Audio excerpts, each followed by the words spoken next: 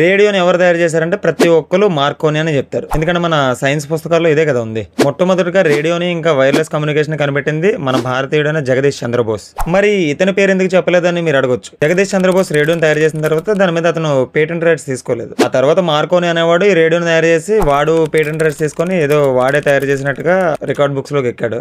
మీకు ఇంకొక డౌట్ రావచ్చు, ఏంటంటే జగదీష్ చంద్రబోస్ ఫస్ట్ రేడియో తయారు చేస్తే ఒకవేళ అతను ఎందుకు పేటెంట్ రైట్స్ తీసుకోలేదు అని చెప్పి. మీకు వచ్చిన డౌట్ నిజమే, కానీ అతను పేటెంట్ రైట్స్ ఎందుకు తీసుకోలేదు అని అడిగితే ఏం చెప్పాడో తెలుసా? నేను పేటెంట్ రైట్స్ తీసుకుంటే ఈ నాలెడ్జ్ నాతోనే ఆగిపోద్ది, అంటే ఈ పేటెంట్ రైట్స్ వల్ల అది ఎవరికి కూడా చేయడానికి పర్మిషన్ ఉండదు, ఇది కేవలం నేనే చేయాలి లేకపోతే నేనే అమ్మాలి, ఇలాంటి రూల్స్ వస్తాయి.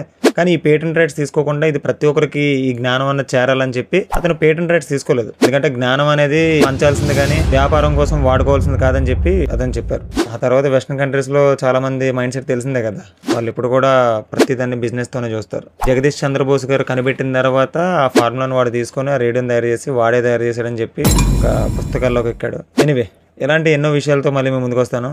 అంతవరకు జై హింద్.